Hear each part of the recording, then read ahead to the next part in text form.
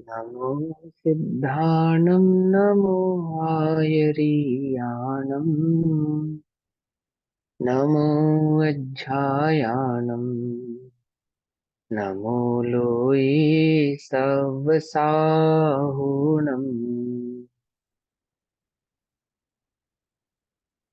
ओंकारं बिन्दुसंयुक्तं नित्यं ध्यायन्ति योगिनः कामदं मोक्षदं चैव ओंकाराय नमो नमः। मङ्गलं भगवान् वीरो मङ्गलं गौतमो गणी मङ्गलं कुन्दकुन्दार्द्यो जैनधर्मोऽस्तु मङ्गलम्। सर्वमङ्गलमाङ्गल्यं सर्वकल्याणकारकं प्रधानां सर्वधर्माणां जैनं जयतु शासनम्। नमः समे साराय स्वानुभूत्य चकासते चित्स्वभावाय भावाय सर्वभावान्तरच्छिदे।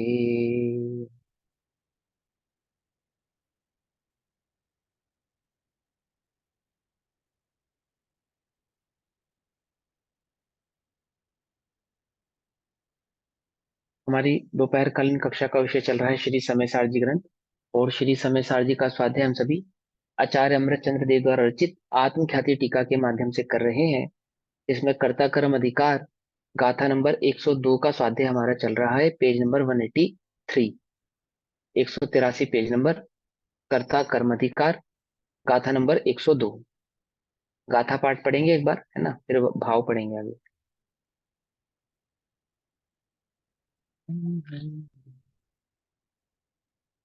जम भावम सुहम सुहम करे सतस्य खलु कत्ता तम तस्य होदिकम् सो तस्य दुवेद गौ अप्पा।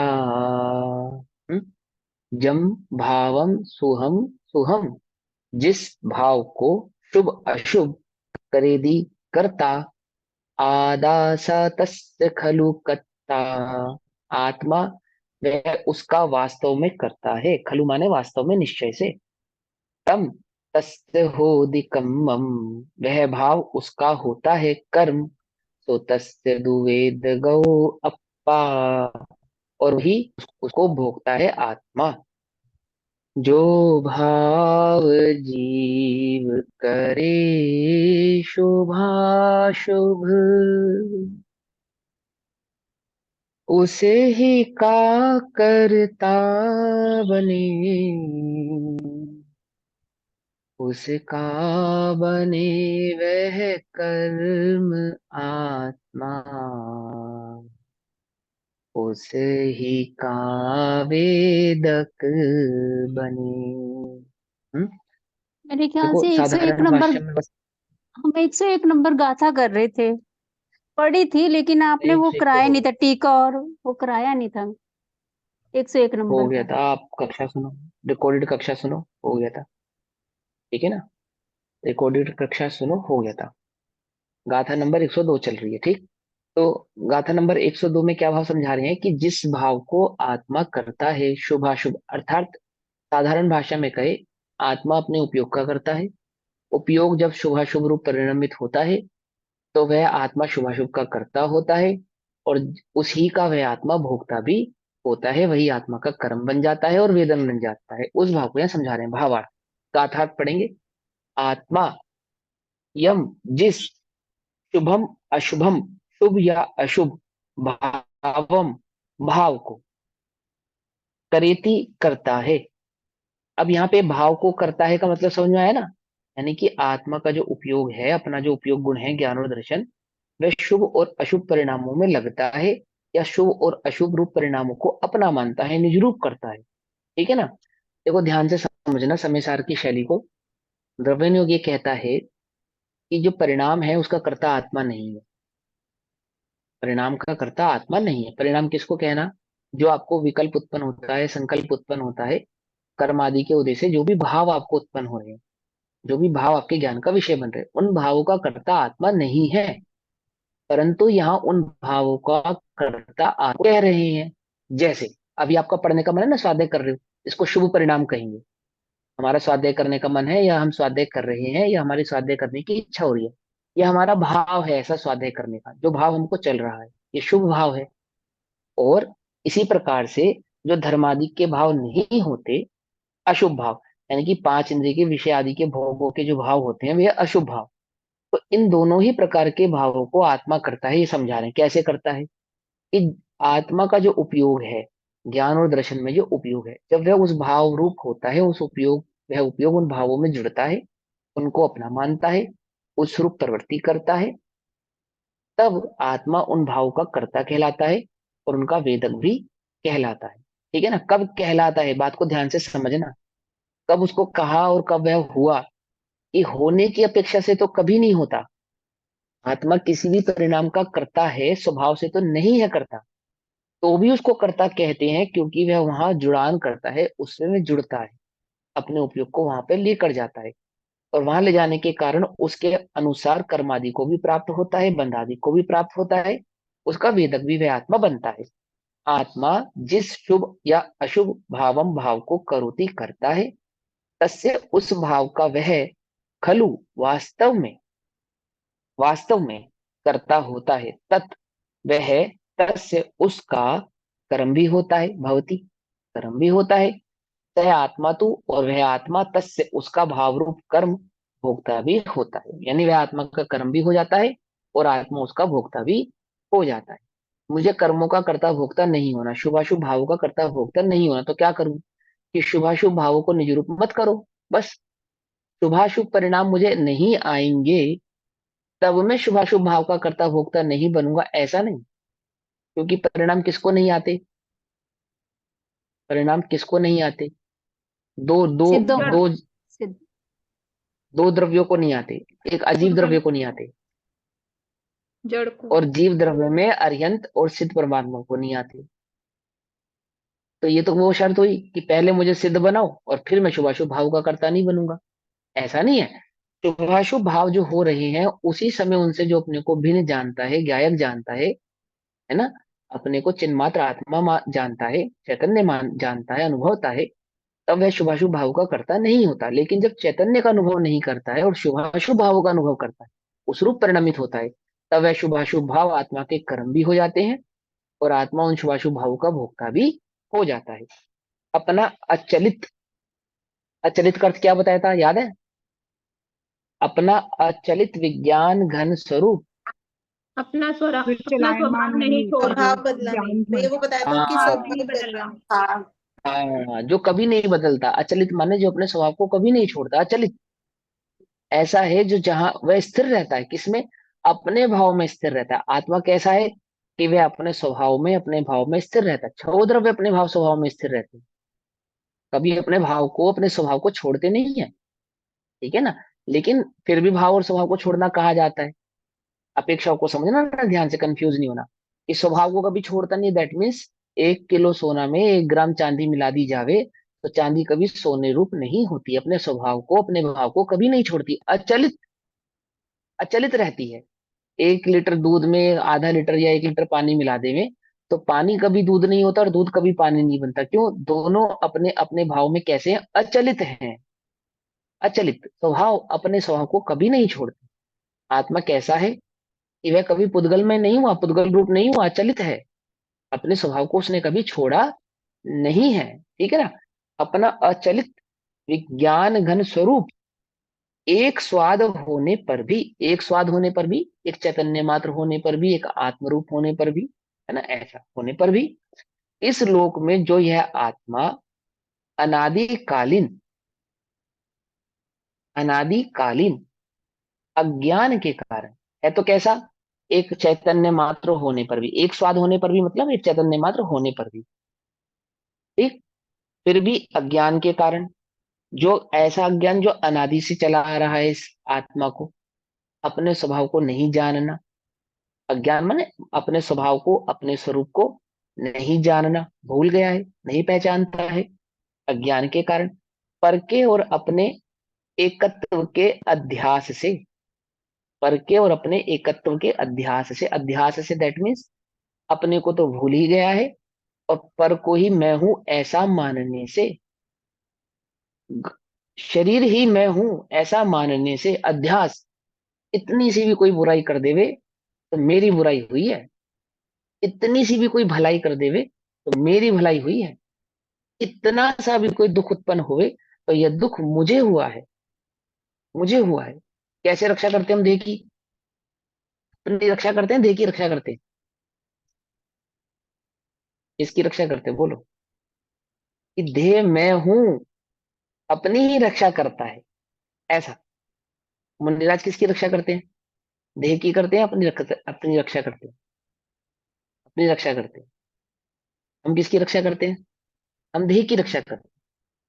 मुनिराज देह को अपना नहीं मानते इसलिए देह की रक्षा नहीं करते, हम देह को ही मैं हूं ऐसा मानते हैं और देह की रक्षा करते हैं। अब रक्षा करना करना, अब भैया हम रक्षा ना करें क्या? अब बात स्वभाव को समझो, बात को। ये जब तक तुम्हारा पर में उपयोग रहेगा यानी देह में उपयोग रहेगा, उपयोग रहेगा दैट मीन्स देह को अपना मानेगा, उस रूप रहेगा, उस रूप जिएगा। तन उपजत अपनी उपज जान, तन नशत आपको नाश मान, ऐसे रहेगा, है ना? राजा राणा छत्रपति हातिम क्या सवार, मरना सबको एक दिन अपनी अपनी बात। अब ये आपको 12 भावनाओं में बतलाते हैं। तो ये तो वैराग्य के प्रसंग में समझाते हैं कि भाई सबको मरना है, तो ये जो भोग और विषयों के सुखों में रमा है, रचा है, पचा है, इनमें अपने उपयोग को क्यों लेकर जाता है? एक दिन तो मरण हो ही जाना है, छोड़ छूट ही जाना है सारा संसार जिसको तो जोड़ रहा है। लेकिन मूल बात क्या है इसके अंदर, मूल गहरी बात क्या है कि मेरा कभी मरण नहीं होता, इस बात का ज्ञान होवे जिसको, समझे ना, उसको वो पहली बात समझ में आएगी, 12 भावना की पहली भावना, कि मरना सबको एक दिन अपनी अपनी बात। अब मरना सबको एक दिन कह के आत्मा मरता है ऐसा नहीं कह रहे वहां पे, ऐसा नहीं कह रहे वहां पे, ठीक है ना? लेकिन हम क्या कहते हैं कि मुनिराज जो 12 भावनाओं का चिंतन करते हैं, अनुप्रेक्षाओं का चिंतन करते हैं, वे किसकी रक्षा करते हैं? किसकी? कि ये तो मरा हुआ है, मरे हुए की रक्षा नहीं करते, है ना? अपनी रक्षा करते, अपनी। उपसर्ग के काल में देह की रक्षा नहीं करते, अपनी रक्षा करते। अपने 28 मूल गुणों का पालन, 22 परिशों का सहन वहन, और इस प्रकार से पांच 3 गुप्ती आदि भावों को, 5 महाव्रत आदि का जो पालन करते हैं, किसकी रक्षा हेतु करते हैं? अपनी रक्षा हेतु करते हैं। हम जो पाप करते हैं, विषय करते हैं, कषाय करते हैं, किसके लिए करते हैं? किसके लिए करते हैं? देह को अपना मान के, देह को अपना मान के इसके इस देह के लिए करते हैं। हम नहीं जानते अनादि के अध्यास के कारण, पर में एकत्व होने पर, पर में एकत्व बुद्धि के कारण, है ना? और कैसे जीवन जीते हैं? भोजन किसके लिए करते हैं हम? किसके लिए करते हैं भोजन? आत्मा के लिए।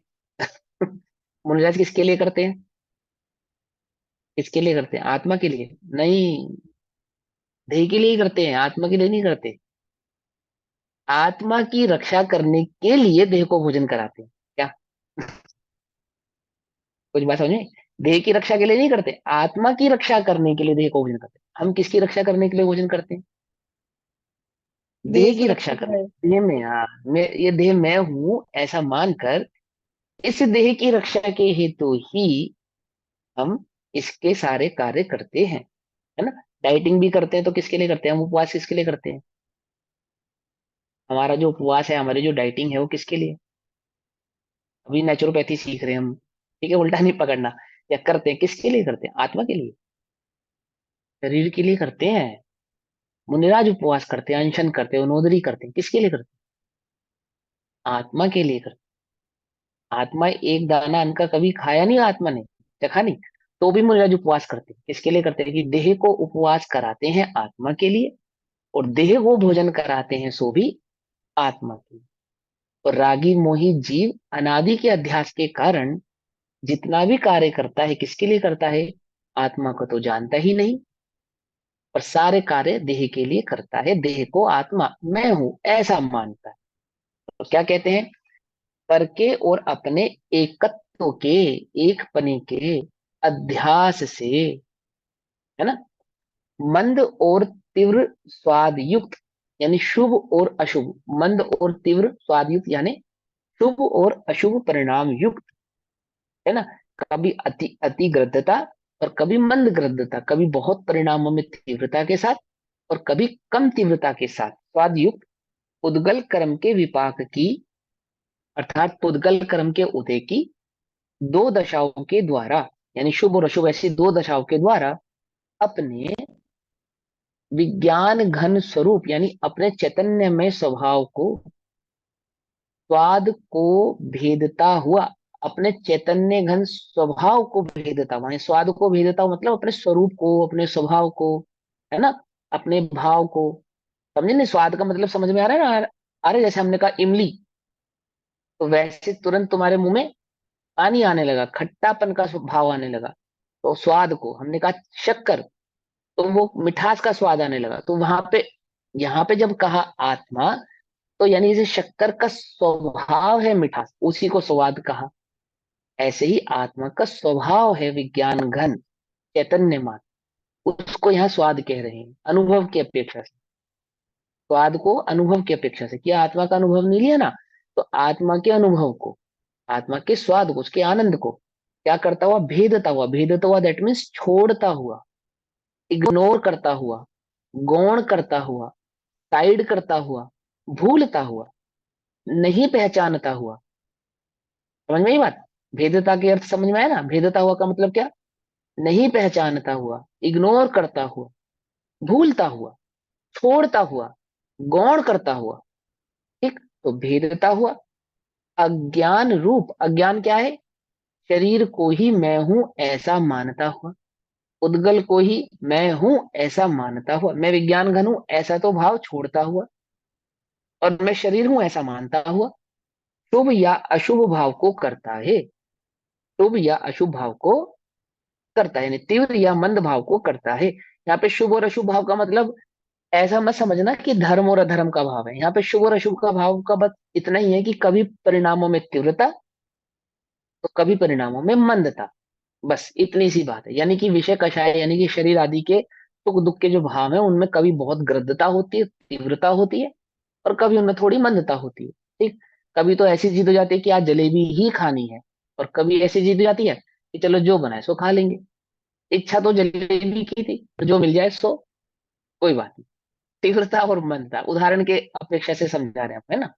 वह आत्मा उस समय, मैंने वह जीव, ये आत्मा उस समय, मैं उस समय क्या करता हूँ, उस समय तन्मयता से, तन्मयता से मतलब उस रूप होता हुआ, मैं शरीर हूं ऐसा अनुभव करता हुआ, उस भाव का व्यापक होने से उसका कर्ता होता है। अर्थात मानो मैं ही हूं उस भाव का, यानी शुभ और अशुभ भाव में तन्मय होने से, एक रूप होने से।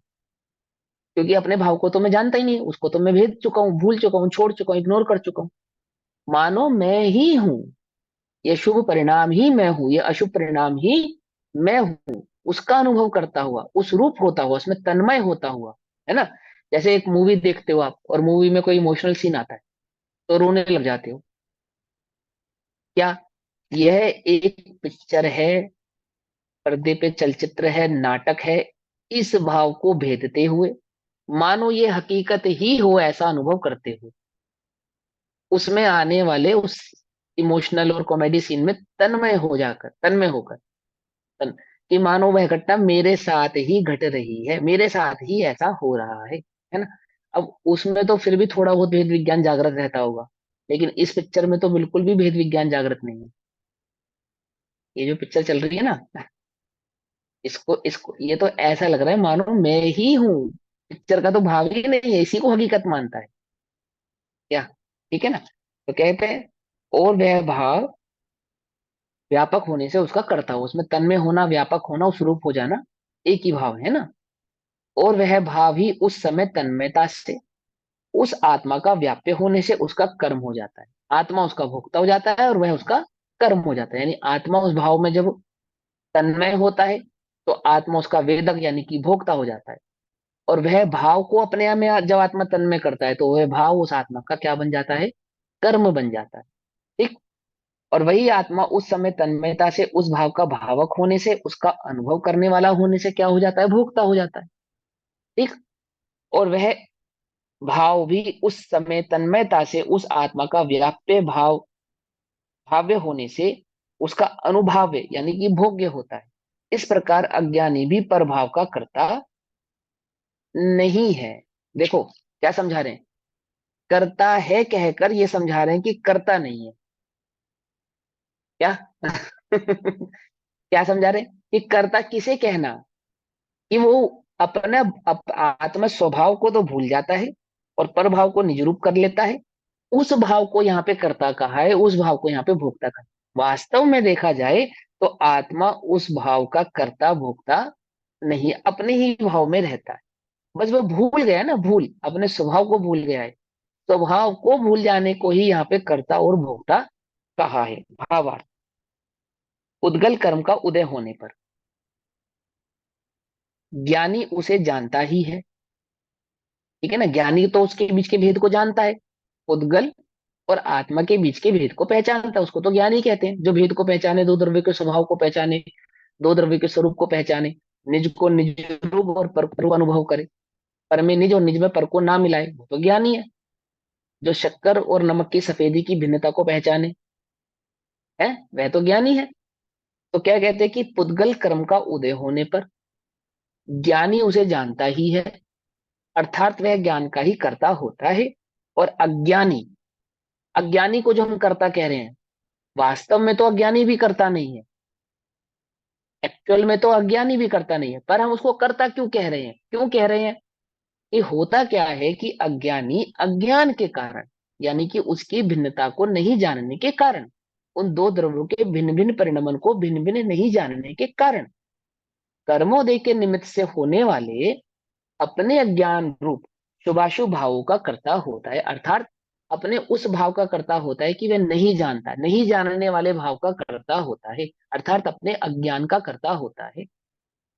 उद्गल कर्म का कर्ता हो जाता है ऐसा नहीं। उद्गल कर्म का कर्ता होते समय वह वास्तव में तो अपने अज्ञान का करता है, वास्तव में तो अपने अज्ञान का भोगता है। लेकिन दिखता कैसा है, अज्ञानी को लगता कैसा है कि मानो मैं पुद्गल ही हूं, मैं इसी ही का करता हूं, मैं इसी ही का भोगता हूं, ऐसा उसको अनुभव होता है। वास्तव में जो अनुभव है वह अज्ञान का है, पुद्गल का नहीं है। वास्तव में जो कर्म है वह अज्ञान है, पुद्गल का नहीं है। बात समझ में आ रही नहीं आ रही है ना? हाँ। तो क्या कहते हैं, कर्मोदय के निमित्त से होने वाले अपने अज्ञान रूप शुभाशुभ भावों का कर्ता होता है, अर्थात अपने अज्ञान का कर्ता होता है। इस प्रकार ज्ञानी अपने ज्ञान रूप भाव का और अज्ञानी अपने अज्ञान रूप भाव का करता है। क्या कहा? दो द्रव्यों के बीच में, इधर देखो ध्यान से, ये दो द्रव्य हैं, एक जीव है एक आत्मा। ये दोनों एक दूसरे के कर्ता नहीं है। कब? कि ज्ञान अवस्था में कर्ता नहीं है और अज्ञान अवस्था में कर्ता है, ऐसा। ये दो उंगलियां हैं, नहीं एक है। उंगली इस हाथ की, एक उंगली इस हाथ की है। अब मुझे ये नहीं पता, मैं भूल गया कि ये उंगली इस हाथ की है और ये उंगली इस हाथ की है। तो कौन सी उंगली कौन से हाथ की रहेगी मेरे भूल जाने पर? भूल जाने पर भी वह तो जिसकी है उसी की रहेगी ना, जिसके ऐसा हाथ थोड़ी की ना है उसी हाथ कि की बदल रहेगी। जाएगी। हाँ। तो ऐसे ही भूल गया ज्ञानी को नहीं मालूम, क्या नहीं मालूम? कि मेरे में और पर में भिन्नता नहीं मालूम। नहीं मालूम होने पर भी कोई वह पुद्गल का कर्ता हो जाता है, ऐसा नहीं। ऐसा नहीं। होता क्या है कि भूल गए, भूल जाने वाले स्वभाव का करता है, यानी अपने अज्ञान का करता है। उस पर पदार्थ का कर्ता हो गया हो, ऐसा नहीं। ज्ञानी तो पर पदार्थ का कर्ता है ही नहीं, अज्ञानी भी पर का कर्ता नहीं है। तो बोले अज्ञानी को कर्ता क्यों कहते हो? कि अज्ञानी के अज्ञान के कारण, अज्ञानी के अज्ञान के कारण वह जो पर का अनुभव करता है निज रूप से, इस अपेक्षा से हम उसे पर का कर्ता कहते हैं। वास्तव में तो वह अपने अज्ञान का ही मात्र करता है, पर पदार्थ का करता नहीं है। और इस अज्ञान के कारण ही वह पर का कर्ता बनता है, अर्थात कर्म को प्राप्त होता है। पर का भोक्ता बनता है, अर्थात शुभाशुभ भावों को प्राप्त होता है। और 4 गति 84 लाख योनियों में प्रतिभ्रमण परिभ्रमण करता है। क्यों करता है? एकमात्र अज्ञान के कारण। समझ नहीं बात? और ज्ञान कैसा है कि ज्ञान में पर का अनुभव नहीं है, पर से एकत्व नहीं है, क्योंकि पर से पर का अनुभव नहीं है और पर का एकत्व नहीं है, इसलिए ज्ञानी ना तो पर का करता है और ना ही ज्ञानी पर का भोगता है। पकड़ में मत। भले ही ज्ञानी, अभी जैसे किसी को ज्ञान उत्पन्न हुआ, ज्ञानी माने सम्यक दृष्टि, जिसने आत्मा का अनुभव कर लिया, आत्मा का अनुभव हो गया जिसको। देखो एक बात बताओ मुझे, एक चीज समझाना। घी है ना, घी, वो कहाँ से निकलता है? दूध में से, ठीक है ना, दूध में से निकलता है। तो दूध में घी दिखाई देता है क्या? नहीं दिखाई देता। लेकिन निकलता कहाँ से? दूध में से। तो जब दूध में से घी निकल के अलग हो जाता है, तब वह घी दिखाई देता है, घी है। ठीक है। अब दूसरा सवाल, जिस समय घी दूध में से नहीं निकाला गया था, उस समय घी घी और दूध एक थे या अलग अलग थे? निकालने के बाद तो अलग दूध और अलग। घी अलग अलग हो गए। निकालने के बाद तो दूध और घी अलग अलग हो गए, दूध अलग हो गया, घी अलग हो गया। लेकिन जब निकाले नहीं गए थे, जब निकाले नहीं गए थे, तब वो दूध में घी एकत्व रूप से थे या भिन्न भिन्न रूप से थे? भिन्न भिन्न रूप से थे। भिन्न भिन्न रूप से। हाँ। तुम ना अब समझना। अब देखो दो बातें समझना। ज्ञानी जानता है कि इस दूध में घी भिन्न रूप से पड़ा है। ज्ञानी जानता है। ज्ञानी मतलब जिसको दूध में से घी समझ। निकालने की विधि मालूम है, जिसको दूध में से घी निकालने की विधि मालूम है, उसको मालूम है क्या कि इस दूध में जो घी है वो भिन्न रूप से पड़ा है। तभी तो उस विधि से निकाल लेगा ना। जिसको विधि नहीं मालूम, जिसको विधि नहीं मालूम, तो वो बच्चा माँ से पूछता, माँ क्या कर रही हो? तो कहती घी निकाल रही हूँ। तो क्या इसमें से घी कैसे निकलेगा? घी कहाँ है इसमें? उसको घी दिखाई दे रहा है? उसको घी दिखाई दे रहा? नहीं दे रहा। लेकिन अनुभवी को उसमें घी दिखाई दे रहा है, उस दूध में। दिखाई दे रहा है या नहीं दिखाई दे रहा? कुछ बात समझ में आ रही है नहीं आ रही है? ये तो बहुत कॉमन सी बात है, ये तो आप लोगों ने निकाला ही होगा। दूध में से घी निकाला समझ है आ ना। रहा है। दूध, हाँ, तो दूध में से घी निकाला है। तो जो भिन्न जानता है यानी ज्ञानी, ज्ञानी। अब एक बात बताओ, जब दूध में से घी निकल जाएगा, तब वह अनुभवी ज्ञानी कहलाएगा, या जिस समय निकाल रहा है उस समय भी ज्ञानी कहलाएगा? उस समय भी ज्ञानी बोलो भाई। कहलाएगा। जिस समय हाँ, जिस समय वो निकाल रहा है ना, उस समय भी वो ज्ञानी कहलाएगा, क्योंकि ज्ञान के बल पे ही तो निकाल रहा है। ज्ञान के बल पे ही तो निकाल रहा है। वो निकालने की विधि जानता है ना। वह जब निकल, हम तो तुम्हें ज्ञानी तब मानेंगे जब तुम दूध में से घी निकाल के अलग कर दोगे। ऐसा नहीं। अलग करने की विधि जानने पर, उस अलग करने की विधि के प्रोसेस को जो फॉलो कर रहा है, वो ज्ञानी है। ऐसे ही सिद्ध तो पुद्गल से भिन्न है ही, सिद्ध तो परभाव से भिन्न है ही, परंतु अरहंत भी उस देह में रहते हुए उस देह से भिन्न ही है, अपने को भिन्न ही अनुभव करते हैं। और ना कि मात्र अरिहंत चौथे गुण स्थान से लेकर और 12वें गुण स्थान पर्यंत तक के जितने भी जीव हैं, वे सभी ज्ञानी हैं। भले ही तुम्हें वे उद्गल आदि भाव के साथ परिणमित होते हुए दिखाई देते हो, भले ही वह घी तुम्हें अभी दूध रूप दिखाई देता हो, परंतु वह घी तो दूध से भिन्न ही है। भले ही वह ज्ञानी तुम्हें पांच इंद्रिय के विषय आसक्ति में भोगते हुए दिखाई देते हो, भले ही उनका त्याग करके 22 परिचय, 28 मूल गुण आदि, गुप्ती आदि का पालन करते हुए दिखाई देते हो, स्वरूप गुप्त होते हुए दिखाई देते हो, सदेही दिखाई देते हो, तमोशरण आदि के साथ दिखाई देते हो, तो भी वे कैसे हैं? वे ज्ञानी ही हैं, सदैव उससे भिन्न ही हैं, उसमें व्याप्त नहीं है। व्याप्त कौन है? अज्ञानी व्याप्त है क्या? कि वास्तव में देखा जाए तो अज्ञानी भी व्याप्त नहीं है। जो ये बात नहीं जानती, जो गृहिणी ये बात नहीं जानती कि दूध में से घी निकाला जाता है, उस गृहिणी के पास जो दूध है, वास्तव में तो उस दूध में भी घी दूध से भिन्न ही है। बस वह नहीं जानती, इसलिए उसको ऐसा अनुभव होता है कि दूध में घी नहीं है। बस, समझे ना।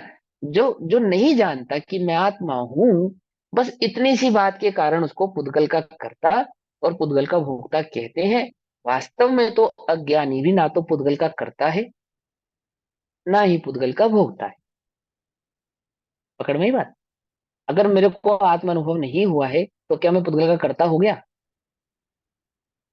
हो गया नहीं। अब स्वाध्याय करने वाले जीवों की क्या गलती है? उल्टा नहीं पकड़ना, कि उनको ऐसा लगता है कि जब तक मैं अनुभव नहीं करूंगा तब तक मैं पुद्गल का कर्ता बना रहूंगा, जब तक मैं आत्मा का अनुभव नहीं करूंगा तब तक मैं पर पदार्थ का कर्ता हूं।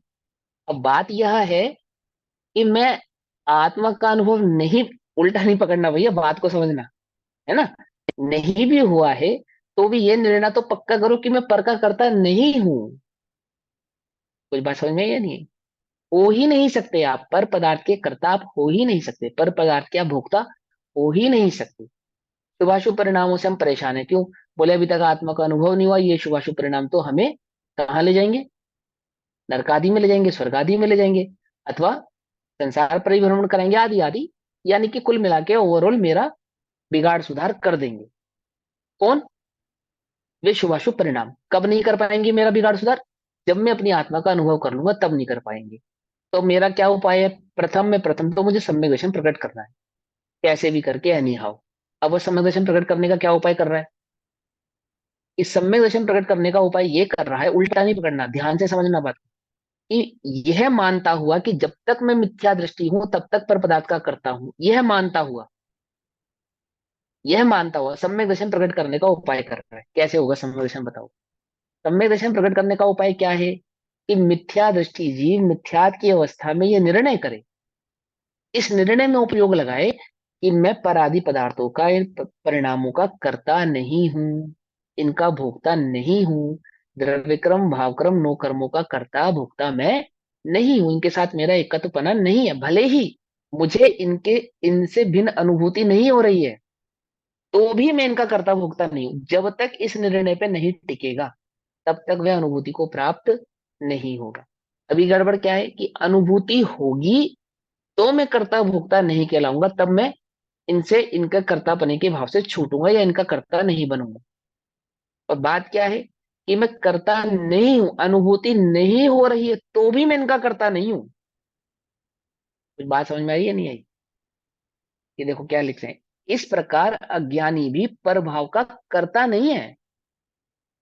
क्या? अज्ञानी माने कौन? जो दो द्रव्यों के बीच की भिन्नता को नहीं जानता, जिसने अभी आत्मा का वेदन नहीं किया, उसका अनुभव नहीं किया है। समझ में आई बात? नहीं समझ में आ रही है? मेरे पास अपनी ही कक्षाओं में से बड़े प्रश्न आ रहे हैं इस तरह के, तब हम क्या करें? हमारा तो ऐसा हो जाएगा, हमें तो सम्यक दर्शन नहीं हो पाएगा, है हम अनुभव कैसे करेंगे? और अनुभव करने का क्या उपाय है? उपाय क्या है? अनुभव होने के बाद ही तो मैं पर पदार्थ का कर्ता नहीं कहलाऊंगा या पर पदार्थ का कर्ता नहीं बनूंगा, ऐसा नहीं है। अनुभव नहीं हुआ है तो भी तुम पर के कर्ता नहीं हो, नहीं हो। अज्ञान किसको कहना? अज्ञान बस इतना है कि तुम जानते नहीं हो कि मैं पर का कर्ता नहीं हूं। और तुम अपने एक अज्ञान द्रव्य को क्या दूसरे पुष्ट कर रहे द्रव्य का हो? कुछ कर ही नहीं सकता तो हाँ, कर्ता वो कर नहीं कैसे हो सकता, गया? नहीं होगा ना, हाँ। लेकिन अनुभव क्या कर रहे हैं कि जब आत्मा का अनुभव होगा तब तो हम कर्ता नहीं होंगे, लेकिन जब तक हमें आत्मा का अनुभव नहीं हुआ है तब तक तो हम द्रव्यक्रम भावक्रम नोकर्म के कर्ता है ना, तब तक तो हम कर ही रहे हैं ना, तब तक तो हम भोग ही रहे हैं ना। क्यों? भोग रहे हैं, नहीं भोग रहे हैं?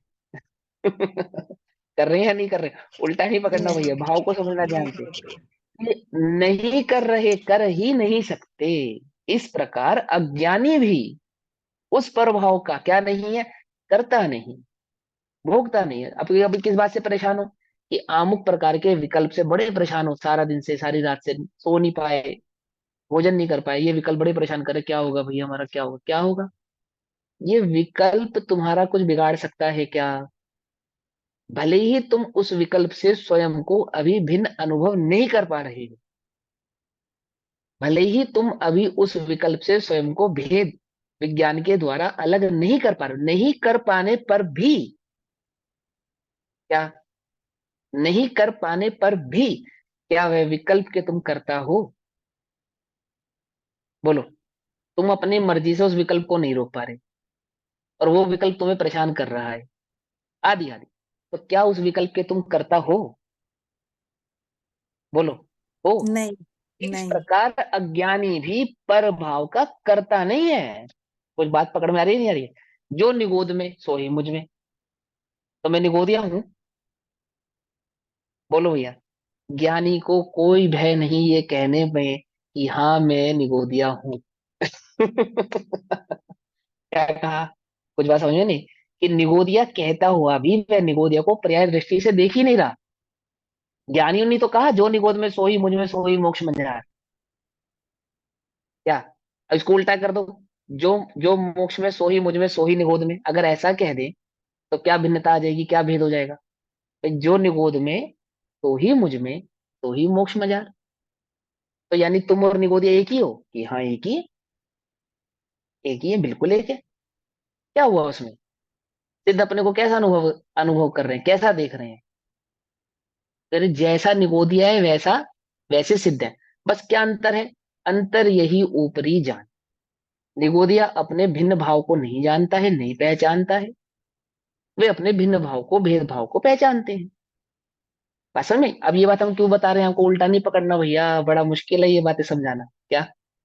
कि भले ही तुम अभी क्या नहीं कर पा रहे, आत्मा का अनुभव नहीं कर पा रहे, नहीं कर पा रहे, ठीक है, ओके।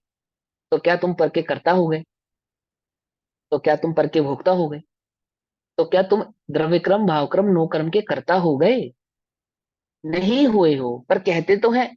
हाँ कहेंगे तो सही, पर हुए नहीं हो। इस प्रकार अज्ञानी भी पर भाव का क्या नहीं है, करता नहीं।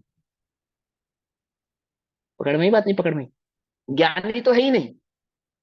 ज्ञानी तो है ही नहीं, अज्ञानी है। अज्ञानी है, वो जानता नहीं है, बस इसके कारण हम उसको कर्ता कहते हैं।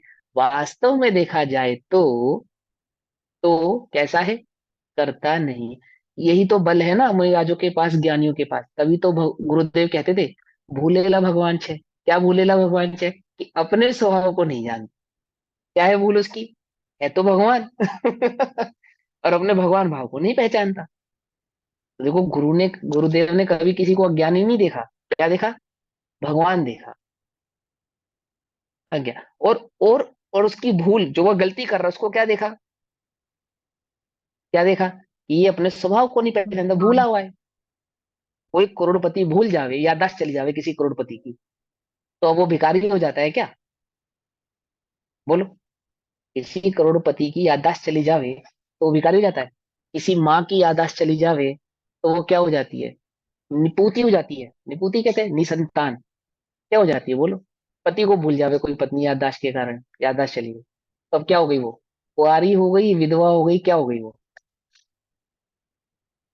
बोलो। है? कुछ नहीं हुई। वही वह पति तो उसे क्या ऐसा अनुभव नहीं करता कि चलो भैया जान बची, भूल गई। और इसके पति है भैया, बढ़िया हुआ, गले से फंदा छूटा, ऐसा ऐसा नहीं करता। कहे कि ऐसा भी ऐसा नहीं करता है ना। तो वह आत्मा तो स्वभाव बिल्कुल को होता कभी होगा। छोड़ता नहीं, अचलित। अचलित है। कैसा है? अचलित। विज्ञान घन स्वरूप। समझ में आई बात, नहीं समझ में आई? पकड़ भाई। इस टेंशन को छोड़ दो, अनुभव होगा तब अनुभव होगा। अनुभव तो है ही, अनुभव से तो करना ही है, अनुभव अनुभूति स्वरूप तो है ही। परंतु वह अनुभूति प्रकट कैसे हो? अनुभूति प्रकट होने के बाद मैं द्रव्य क्रम भाव क्रम नो क्रम का करता नहीं रहूंगा, ऐसा नहीं है। द्रव्य क्रम भाव क्रम नो क्रम का करता मैं अभी नहीं हूं, ऐसा निर्णय करने पर अनुभूति प्रकट होती है। पकड़ में आई? है? अब सुनो भावार्थ क्या है ना, कि पुद्गल कर्म का उदय होने पर भी, उदय होने पर, है ना, ज्ञानी उसे जानता ही है। अर्थात वह ज्ञान का ही करता हो। ठीक है ना? यानी पुद्गल कर्म के उदय में क्या होता है? ज्ञान का ही करता होता है, यानी ये पुद्गल कर्म का अनुभव नहीं कर रहा होता है, अपने ज्ञान स्वभाव का अनुभव कर रहा होता है। और अज्ञानी अज्ञान के कारण, कर्मोदय के निमित्त से होने वाले अपने अज्ञान रूप शुभाशुभ भाव का करता होता है। इस प्रकार ज्ञानी अपने ज्ञान रूप भाव का और अज्ञानी अपने अज्ञान रूप भाव का करता है। पर भाव का करता तो ज्ञानी अथवा अज्ञानी कोई भी नहीं है। समझ में ये बात, नहीं समझ में? अपने को तुम क्या मानते हो? हम अपने को ज्ञानी नहीं मानते, अज्ञानी मानते हैं, तो भी तुम परभाव के कर्ता नहीं हो। तो भी तुम क्या हो? भगवान हो। चैतन्य घन विज्ञान घन चैतन्य स्वभावी भगवान आत्मा ही हो। क्या नहीं हो? पर के करता नहीं हो। समझ में बात नहीं समझ? तो ये बल का है, गुरुदेव का बल है क्या? भूलेला भगवान। समझे नहीं समझे? भूलेला भगवान मतलब क्या है? भगवान जानता नहीं है अपने आप को, वो करोड़पति भूल गया। ऐसी ये आत्मा भूल गया। क्या भूल गया? कि मैं आत्मा हूं। अब क्या हो गया ये? अब क्या हो गया ये? चार गति वाला हो गया, पांच इंद्रिय वाला हो गया, उद्गल वाला हो गया। क्या हो गया? हम कैसा अनुभवते हैं? जब हम किसी को कर्म के उदय वाला अनुभवते हैं, अनुभवते मतलब देखो, जब हम किसी को उपशम क्षोभम क्षायिक आदि भावों से अनुभवते हैं, तो यानी कि हम उसको पुद्गल वाला अनुभव करते हैं। सीधी सी बात। जब हम किसी को शुभाशुभ भावों वाला देखते हैं, तो इसका मतलब हम क्या अनुभवते हैं? हम उसको पुद्गल भाव वाला अनुभव करते हैं, है ना? हम किसी को गोरा देखो, शरीर से अनुभव करना तो पुद्गल है ही, लेकिन वे सभी भाव भी तो पुद्गल के ही हैं, जिनको शुभाशुभ भाव कहा, है ना? और जिनको विकल्प आदि भाव कहा, जिनको द्रव्य कर्म कहा, जिनको भाव कर्म कहा, किसी को नो कर्म कहा। आपने किसी को गरीब अनुभव किया, किसी को रोगी अनुभव किया। अब किसी को किया या स्वयं को किया, तो किसका अनुभव किया? बोले पुद्गल का अनुभव किया। पुद्गल का अनुभव। कुछ बात समझ में नहीं? भूल गए तुम। क्या भूल गए? कि तुम पुद्गल नहीं हो। वह पुद्गल भाव वाला नहीं है। मैं पुद्गल भाव वाला नहीं हूं। और वह पर पदार्थ पर द्रव्य भी, वह पर जीव भी पुद्गल भाव वाला नहीं है। अपने को क्या अनुभव करके दुखी हो तुम? जीव अनुभव करके दुखी हो, चैतन्य अनुभव करके दुखी हो? बोलो, क्या है दुख का कारण? कि अपने को पुद्गल भाव वाला अनुभव करके हम दुखी हैं। पुद्गल के तो करता है ही नहीं, हो ही नहीं सकते। उस भाव के भी करता नहीं है, हो नहीं सकते। लेकिन अनुभव ऐसा कर रहे हैं कि मानो यह आमुक परिणाम मेरा है, यह आमुक परिणाम परिणाम रूप ही मैं हूं। यह आमुक पर्याय आमुक देह मेरी है, और ये आमुक पर्याय देह वाला ही मैं ही हूँ। पकड़ में बात? जवानी जब चढ़ती है तो जितना आनंद आता है ना, बुढ़ापा चढ़ता है तो उतने दुख होता है। क्यों होता है? क्या अनुभव कर रहे हो? जितने भी बूढ़े बूढ़े लोग हैं, वो किस बात से दुखी हैं? किस बात अपने से दुखी स्वरूप का हैं? ना जानते हुए। अपन को शरीर रूप मान रहा अपने को दुख। पुद्गल। दुख बोला, हाँ दुख बताओ क्या है? दिखाई नहीं देता, सुनाई नहीं देता, स्वाद नहीं आता, कोई हमारी तरफ देखता नहीं है। अब तो मूर्ति को या अमूर्ति को? बोलो। अमूर्ति। अमूर्ति। हाँ, अमूर्ति को कौन देख सकता है? कोई को। नहीं। हाँ, तो तुम तो खुद ही चाहते हो देख कि कोई सकते मेरी ओर देखे। हैं। खुद का खुद ही कोई मेरी अनुभव ओर कर। देखे, है कोई मेरी सुने। और तुम बोलने वाला और किसी को सुनने वाला अनुभव करते हो, तो बोलना और सुनना ये किसकी पर्याय है? पुद्गल खुद की। का। किसकी पर्याय है? हाँ, पुद्गल की। तो पुद्गल वाला स्वयं अनुभव करते हो, और पुद्गल ही पर को अनुभव करते हो। और फिर अनुभव करते हो पुद्गल का, कि कोई सुनने वाला नहीं है। और चर्चा करते हो आत्मा की, कि मैं आत्मा। चैतन्य हूँ, पुद्गल से भिन्न, ऊपर से भिन्न। कैसे बनेगी बात? कोई मेरी आत्मा की बात सुनने वाला नहीं। हाँ हाँ, गजब हो गया। नहीं सुनने वाला। अरे अमूर्तिक पदार्थ है, और ये पुद्गल आदि भाव, ये पुद्गल के ना शब्द। आत्मा तो बोलता नहीं, मैं तो सुनता नहीं, मैं तो क्या है, मात्र जानता है। कब? जब ज्ञानी होता है तब। जब अपने ज्ञान स्वभाव को नहीं जानता है, तब भी वह तो स्वभाव से ज्ञानमय ही रहता है। ये निर्णय निर्णय करना ये अपने लिए। कुछ बात है? हम आपको नहीं पढ़ा रहे, आपको नहीं पढ़ा रहे, अपना निर्णय पक्का कर रहे हैं अपने लिए, कि निर्णय यह करना है। निर्णय ये नहीं करना है कि मैं पर भाव वाला हूँ, पुद्गल वाला हूँ ना। हो नहीं सकता। मैं भूल जाता हूँ। जब मैं भूल गया था ना, अभी कुछ देर पहले मैं तीव्र कषाय में था, तीव्र मिथ्यात्व में था। क्या हो गया था? मैं भूल गया था। क्या भूल गया था? अपने ज्ञान स्वभाव को। तब मैं उस कषाय का, उस मिथ्यात्व का करता हो गया था? नहीं हुआ था। तब भी नहीं हुआ था। तब भी नहीं हुआ था। अभी भूल जाऊंगा तब भी नहीं होऊंगा। तब भी नहीं होऊंगा। इसलिए क्या भय नहीं है ज्ञानी को? किसी गति या किसी इंद्रिय आदि में जाने का भय नहीं है, पर भव का भय। उल्टा नहीं पकड़ना। मिथ्या दृष्टि को भी भय नहीं है, पापी को भी भय नहीं है, लेकिन ज्ञानी को भी निर्भय है। तो ज्ञानी किस भाव से निर्भय है? कि अपने स्वभाव से, बाकी परिणामों से कैसा है? निर्भय है। निर्भय है। पकड़े? अब ये क्या भय है? अभी हम मुनिराज बनेंगे, आरिका बनेंगे, संयम आदि धारण करेंगे तो क्या होगा? क्या है भय? हमें क्या होगा कि पौद्गलिक आदि भावों के परिणमन से भयभीत है। उनको किसका बल है? स्वभाव का बल है। मुनिराजों को किसका बल है? स्वभाव का। मेरा क्या होगा? ये कुछ नहीं होगा। फिर किसे खाएगा? मुझे? नहीं। किसे खाएगा? नहीं खाएगा। किसे खाएगा? देखो, अब ये कहने में सुनने में ऐसा लगता है ना? और फिर कोई ये भी कह सकता है भैया इतना इतनी बात है तो तुम क्यों नहीं बन जाते? ये वही तो समझा रहे हैं, वही तो बतला रहे हैं कि अपने इस ज्ञान स्वभाव का क्या नहीं करते? अनुभव नहीं करते, वेदन नहीं करते, उसकी दृष्टि नहीं करते। दृष्टि नहीं कर रहे हैं इसलिए यहाँ है। लेकिन दृष्टि नहीं करने वाला भी अपने भाव से कभी चलायमान होता नहीं है, अचलित ही रहता है। ऐसा निर्णय जिनको होता है उनको उस भाव की प्राप्ति होती है जिसे सम्यक दर्शन आदि भाव कहते हैं। है ना? समझ में ही बता।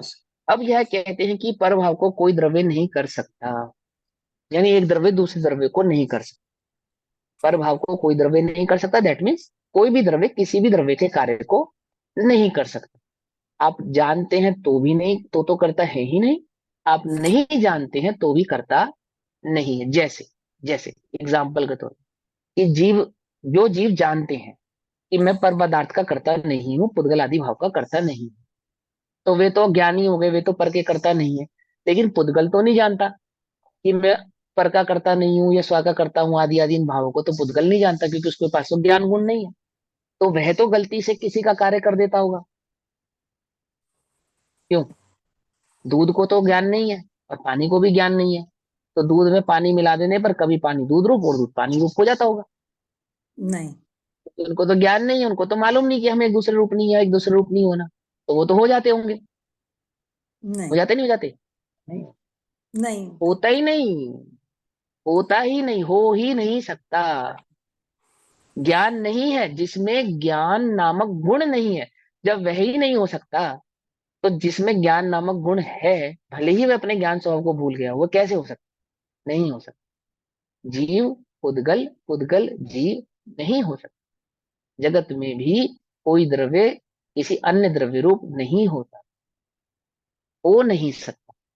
ठीक है ना? तो अब यह कहते हैं कि पर भाव को कोई द्रव्य नहीं कर सकता। इस भाव को गाथा नंबर 103 में समझाते हैं। गाथा भाव पढ़ेंगे। जो जम ही गुणे दव्वे, तो अननमहि दुणं संकमदि दव्वे, तो अणम तो अननम संकतौ, कहतम परिणाम ए दव्वम। फिर पढ़ते हैं। जो जम ही गुणे दव्वे, जो माने जो, जो जम ही जिस, जिसे या जिस, गुण, गुण माने गुण, द्रव्य माने द्रव्य, तो वह अनन्यमहि, अन्य में, अनन्यमहि अनन्य, अन्य में, न दू न और न संकमदि, संक्रमण, द्रव्य यानी कि द्रव्य। क्या कहते हैं कि जो, जिस अपने, अर्थात इसका भाव यह है कि कोई द्रव्य अपने गुण से पर के गुण में संक्रमित नहीं होता, यानी कि पर में संक्रमित नहीं होता। तो यानी वह अनन्यमसंकतौ, अन्य में नहीं मिलता, संकमत्तौ मिलता, कैसे? तम अर्थात वह परिणामाय, परिणाम, परिणमा, परिणामा, परिणामाय यानी परिणमा सकता द्रव्य को, जो अन्य द्रव्य में मिल नहीं सकता, अन्य द्रव्य के गुण को अपने रूप नहीं कर सकता, वह अन्य गुण का परिणमन कैसे करा सकता है? ये भाव यहां समझाते हैं। जो द्रव्य, जो गुण द्रव्य में, समझ में बात? जो द्रव्य और जो गुण द्रव्य में, जो द्रव्य, जो गुण द्रव्य में, पर द्रव्य रूप न संक्रमे, यानी अर्थात जो द्रव्य से द्रव्यांतर नहीं होता और जो गुण से गुणांतर नहीं होता, अभव्य। आत्मा में एक सभी द्रव्यों में, 6 द्रव्यों में एक अभव्यत्व नाम की शक्ति है। एक उल्टा समझना ध्यान से, अभव्यत्व नाम की शक्ति। अभव्य माने वो अभव्य नहीं जो अपने आत्मा को कभी पहचान नहीं पाएगा और जो कभी मोक्ष नहीं जा पाएगा और जिसको कभी सम्यक दर्शन प्रकट नहीं होगा, उसकी बात नहीं कर रहे हैं। यहाँ पे स्वभाव की बात कर रहे हैं कि अभव्यत्व नाम का एक स्वभाव है सभी द्रव्यों में। भव्य का मतलब होता है परिणमन होना, और अमाने नहीं, नहीं होता परिणमन किसका? गुण से गुणांतर का परिणमन नहीं होता, अर्थात ज्ञान गुण चारित्र गुण रूप नहीं होता, चारित्र गुण दर्शन गुण रूप नहीं होता, और द्रव्य से द्रव्यांतर नहीं होता, अर्थात एक द्रव्य दूसरे द्रव्य रूप नहीं होता।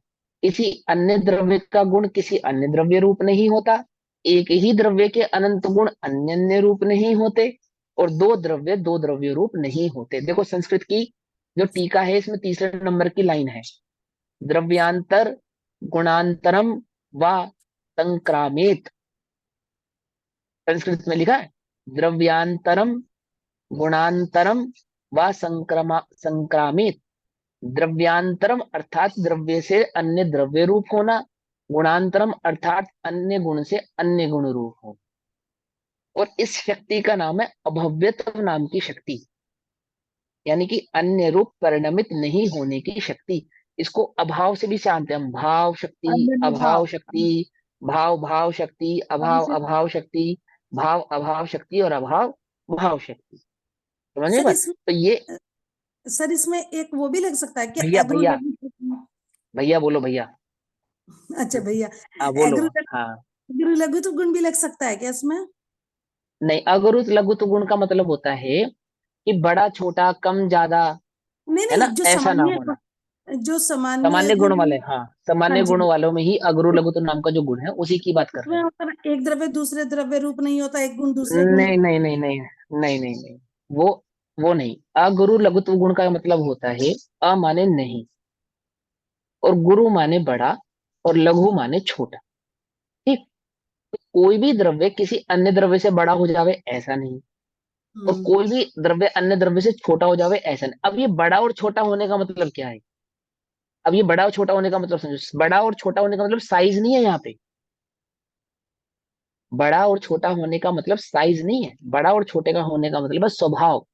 कि किसी का भी जो स्वभाव है वो अन्य से पलटता नहीं, अपने स्वभाव से पलटता नहीं है, अगुरु रूप लघु रूप रहता है।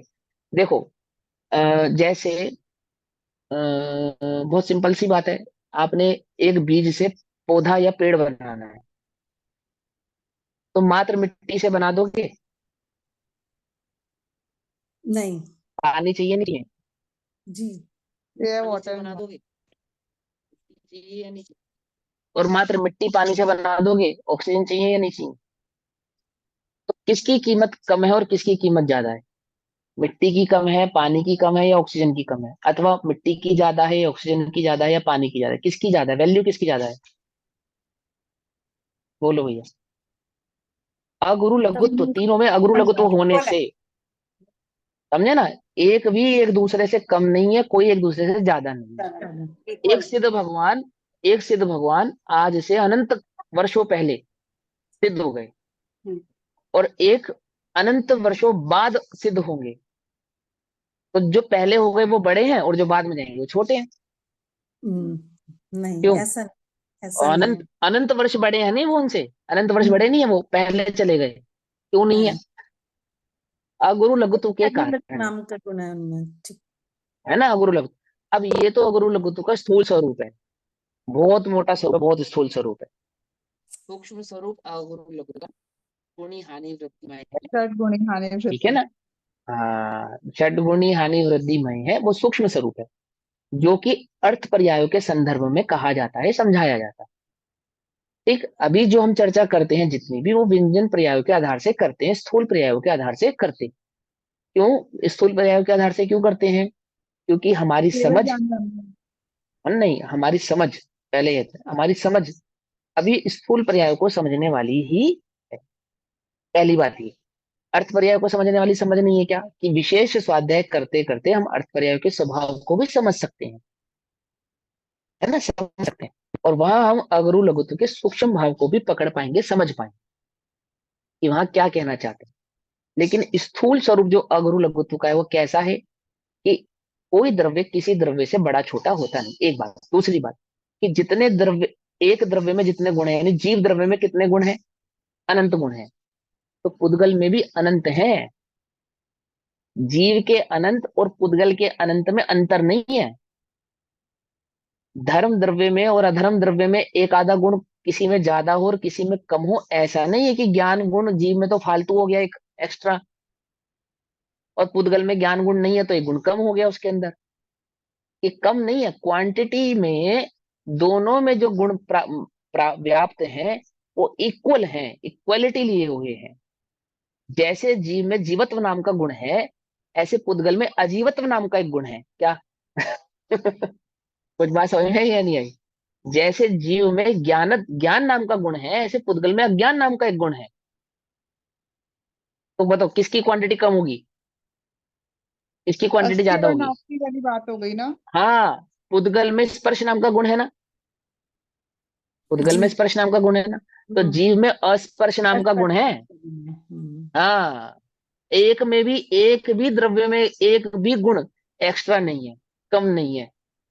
कुछ बात समझ में नहीं? अगुरु लघुत्व भाव होने के कारण बड़ा छोटा नहीं।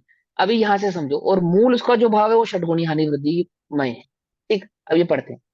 जो भैया द्रव्य जो, हाँ बोलो बोलो बोलो, वो बोलो आपने बोलो। अभी जो बताया था अभव्यत्व शक्ति, उसमें आपने अभाव बोला था, तो उसमें अन्य अन्य भाव भी तो लग सकता है ना कि हाँ, अन्य एक अन्य भाव द्रव्य भी होता है, ये तो अभाव हो गया, अत्यंत, अभावमय शक्ति हो गई।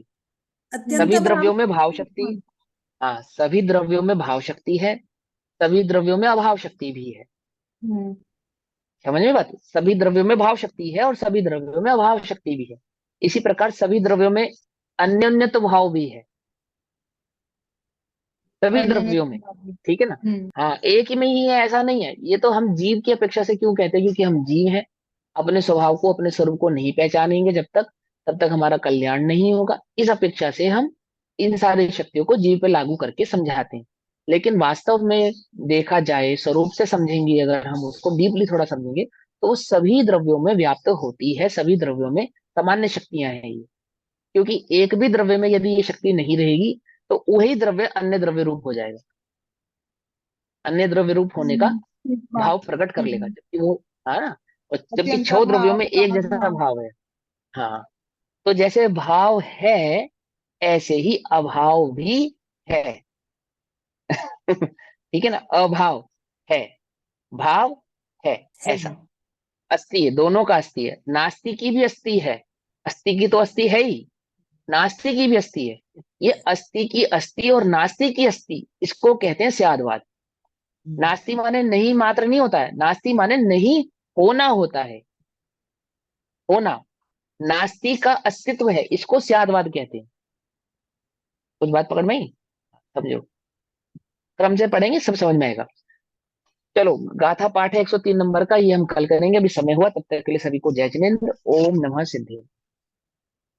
निज निधि निज में बताई, यह अनंत उपकार है, उसके लिए जिनवाणी माँ को वंदना शतबार। नमो ऋण नमो नमो।